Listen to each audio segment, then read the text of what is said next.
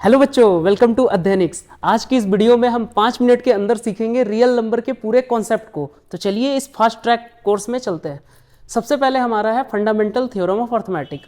देखिए इसमें आपको क्या देखना है, जो हमारा फर्स्ट थ्योरम है मैथ्स का क्लास 10th का रियल नंबर चैप्टर का, वो क्या है, फंडामेंटल थ्योरम ऑफ अर्थमेटिक। वो क्या कहता है कि एवरी कंपोजिट नंबर, कोई भी कंपोजिट नंबर जो आपका है वो प्राइम फैक्टर्स में ब्रेक हो जाएगा। किस में ब्रेक होगा? प्राइम फैक्टर्स में। अगर आप नंबर के बारे में जानते हो तो नंबर दो ही तरह का होता है, एक प्राइम एक कंपोजिट। ठीक है, प्राइम और कंपोजिट में ही हम नंबर को बांटते हैं। प्राइम वैसे नंबर होते हैं जिसके सिर्फ दो फैक्टर होते हैं, एक 1 और दूसरा इटसेल्फ।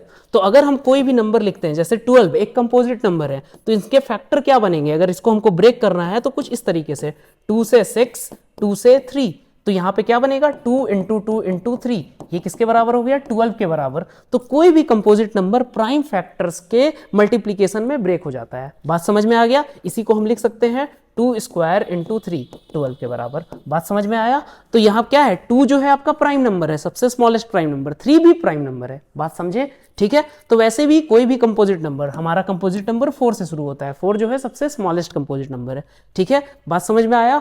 और ये जो होते हैं ये यूनिक भी होते हैं। ठीक है, अगर आपके पास यहाँ बन रहा है 2 स्क्वायर इंटू 3, तो ये 12 का बन रहा है। उसी तरह आप 18 का बनाओगे तो कुछ और बनेगा। अगर हम 18 का बनाएंगे तो क्या बनाएंगे? 2 से 9 टाइम्स, 3 से 3 टाइम्स और 3 से 1। तो ये बनेगा 18 बराबर 2 इंटू 3 स्क्वायर। ठीक है, बात समझ में आया? और 18 का इनके अलावा कोई और फैक्टर नहीं बनेगा, बस यही बनेगा। ठीक है, एक ही फैक्टर बनेगा, इसलिए ये यूनिक है। बात समझ में आया? 12 का भी एक बनेगा, इसलिए ये यूनिक है। ठीक है, और दोनों का सेम भी तो नहीं होता, 12 का अलग होता है, 18 का अलग होता है।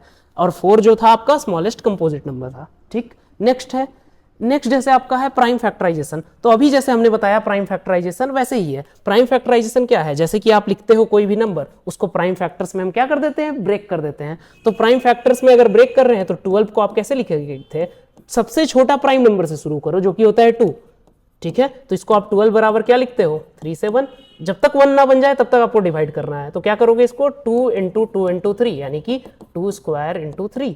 यही आप इसका क्या है? 12 का प्राइम फैक्टराइजेशन है। बात समझ में आया? अब हम देखते हैं एलसीएम एचसीएफ कैसे निकालते हैं प्राइम फैक्टराइजेशन का यूज करके। अगर आपको पता होगा, एचसीएफ जो होता है वो होता है हाईएस्ट कॉमन फैक्टर, और एलसीएम जो होता है वो होता है लीस्ट कॉमन मल्टीपल। अगर हम एचसीएफ में बात करें हाईएस्ट कॉमन फैक्टर, तो फैक्टर जो ऐसा नंबर होता है, अगर दो नंबर का हम फैक्टर देख रहे हैं, कॉमन फैक्टर, तो फैक्टर क्या होता है? नंबर से हमेशा छोटा होता है या नंबर के बराबर होता है। जैसे कि हम लिखते हैं 4 का फैक्टर होता है 1, 2 एंड 4।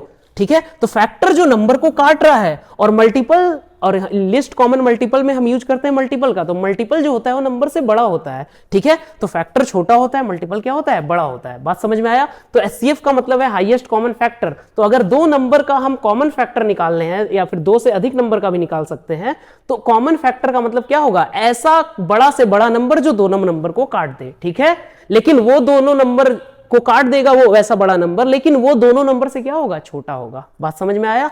लेकिन जब हम एलसीएम निकालते हैं, लिस्ट कॉमन मल्टीपल, तो ऐसा छोटा से छोटा नंबर जो दोनों नंबर का क्या हो? मल्टीपल हो, उसी को क्या कहेंगे? List common multiple. बात समझ में आया? तो वो होता है एलसीएम का मीनिंग, ये होता है एचसीएफ का मीनिंग। ठीक है, एचसीएफ का मीनिंग हमने बता दिया, हाईएस्ट कॉमन फैक्टर, और एलसीएम का लिस्ट कॉमन मल्टीपल। ठीक है, और मल्टीपल जो होगा वो नंबर से बड़ा होगा या बराबर होगा, फैक्टर जो होगा नंबर से छोटा होगा या बराबर होगा। अब हमको क्या करना है? दोनों का एलसीएम और एचसीएफ निकालना है। तो कैसे निकालते हैं? तो सबसे पहले आप प्राइम फैक्टराइजेशन करो। 2 से 9, 3 से 3 और 3 से 1। इसका 2 से 6, 2 से 3 और 3 से 1। तो इसका मतलब 18 बराबर हम लिखेंगे 2 इंटू 3 स्क्वायर, और 12 बराबर क्या लिखेंगे? 2 स्क्वायर इंटू 3। तो जब आपको एचसीएफ लिखना है 12 और 18 का, तो आपको क्या करना होगा? हमको फैक्टर देखना होगा। तो फैक्टर के लिए हम क्या देखेंगे? स्मॉलेस्ट पावर देखेंगे। तो 12 और 18 में आप चेक करो स्मॉलेस्ट पावर क्या क्या है। 2 अगर आप यहां चेक करोगे, 2 का पावर यहां 1 है, यहां 2 का पावर 2 है, तो स्मॉलेस्ट क्या होगा? 2 का पावर 1। ठीक है, दूसरा 3 में अगर आप चेक करो, 3 का पावर 1 है, 3 का पावर 2 है, तो स्मॉलेस्ट क्या होगा? 3 का पावर 1। तो इसका मतलब 6 क्या होगा? Highest common factor. बात समझ में आया? हाईएस्ट कॉमन फैक्टर होता है, लेकिन आप लिखते हो लोएस्ट पावर, इतना ध्यान रखना। नेक्स्ट, अगर एलसीएम आपको लिखना है, तो एलसीएम में लीस्ट कॉमन मल्टीपल है, लेकिन आपको देखना है हाईएस्ट पावर। तो एक बात बताओ, 2 और 2 स्क्वायर में, 2 का पावर 1 और 2 स्क्वायर में हाईएस्ट पावर क्या है? 2 स्क्वायर, तो 2 स्क्वायर लिखेंगे। 3 का पावर 2 और 3 का पावर 1 में हाईएस्ट पावर क्या है? 3 का पावर 2। तो यहां ये होगा एलसीएम। ठीक है, और कुछ नहीं है तो हम छोड़ देंगे ऐसे ही। तो ये कितना हो जाएगा? 4 इंटू 9, यानी कि 36। तो 36 क्या आएगा, एलसीएम आएगा 18 और 12 का, और एचसीएफ क्या आएगा 6। बात समझ में आया।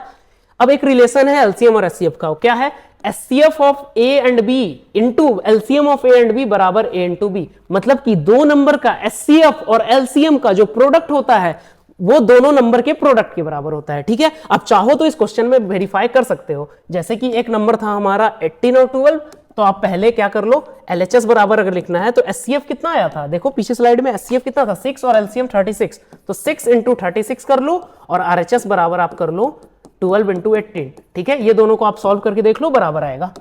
नेक्स्ट आगे है आपका रैशनल और इरेशनल नंबर। तो देखो रैशनल नंबर क्या होता है, रैशनल नंबर हम बोलते हैं वैसे नंबर जो पी बाई क्यू के फॉर्म में होते हैं, जहां पे क्यू नॉट इक्वल टू 0 होता है और पी एंड क्यू क्या होते हैं, इंटीजर्स।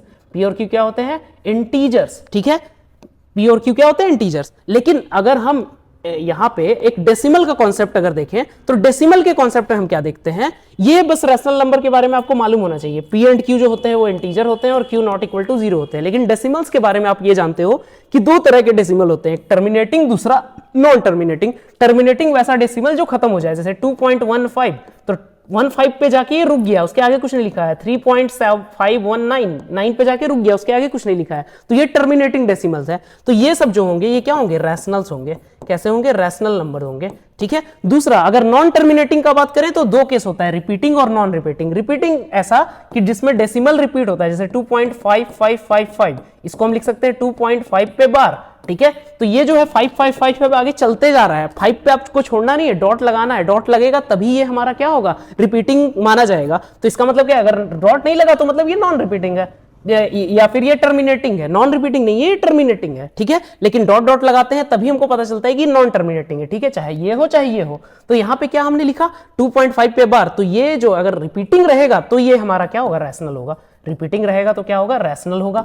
लेकिन नॉन रिपीटिंग का केस कैसा बनता है, जैसे आप लिखते हो 3.141592, ऐसे डॉट डॉट डॉट चलते जा रहा है, तो ये नॉन रिपीटिंग है। यहां कोई भी नंबर आपको मतलब कोई भी नंबर का सीक्वेंस रिपीट होता हुआ नहीं दिख रहा है। इसका मतलब नॉन रिपीटिंग जब हम बात कर रहे हैं तो वो इर्रेशनल होगा। ठीक है, अगर हम इर्रेशनल में बात करें तो जैसे आपने सुना है पाई, तो जो हमने वो वैल्यू लिखा था ना 3.141592, ये सब आपका नॉन टर्मिनेटिंग और नॉन रिपीटिंग डेसिमल को ही रिप्रेजेंट कर रहा है। तो इसका मतलब पाई आपका कैसा नंबर है, इर्रेशनल नंबर है। सिमिलरली आप जो रूट लिखते हो, √2, √3, √5, मतलब कि प्राइम नंबर्स के जो रूट होते हैं वो सब भी क्या होते हैं, इर्रेशनल। वो सब भी क्या होते हैं, इर्रेशनल। बात समझ में आया। तो ये सब होते हैं रैशनल नंबर और इर्रेशनल नंबर। ठीक है, इसके बाद जैसे आपसे क्वेश्चन पूछा जाता है, जैसे उसके पहले एक थ्योरम है, उसके बाद क्वेश्चन पे आते हैं। जैसे एक लिखा है p be a prime number if p divides a square then p divides a where a is a positive integer. मान लो ए कोई पॉजिटिव इंटीजर है, जैसे कि मान लो ए 36 है और p क्या है, एक प्राइम नंबर है। अगर 36 से हम किसी प्राइम नंबर को डिवाइड कर रहे हैं, मान लो 3 को डिवाइड कर रहे हैं, ठीक है, तो ये अगर जो भी रिजल्ट दे उससे नहीं मतलब है। अगर 3 36 को डिवाइड कर रहा है, और यहां आप ध्यान से देखो 36 किसी नंबर का स्क्वायर है, तो ये 6 का स्क्वायर है, तो अगर 3 जो है वो 6 स्क्वायर को डिवाइड दे रहा है, तो इसका मतलब 3 जो है वो 6 को भी डिवाइड देगा। ठीक है, ये बात आप ध्यान रखना। ठीक है, 3 अगर 6 स्क्वायर को डिवाइड दे रहा है तो 3 6 को भी डिवाइड देगा। बात समझ में आया। वैसे 2 के लिए भी है। ठीक है, इसलिए इस बात को आप याद रखना। नेक्स्ट हमारा है प्रूफ करने का √2 इज अ इर्रेशनल। तो इसके लिए आप क्या कर सकते हो, रियल नंबर का हमारे चैनल पे 1 शॉर्ट वीडियो, साथ ही पीवाई की सीरीज भी डाला हुआ है, जहां पे आपको ये √2 का इर्रेशनल प्रूफ करके दिखाया गया है। ठीक है, उस वीडियो को आप अच्छे से देखो, और इस चैप्टर को अगर आप एकदम अच्छे से पूरा पढ़ना चाहते हो, 1 शॉर्ट वीडियो हमारे चैनल पे है, आप देख लेना। ठीक है, thank you so much, all the best for your exam.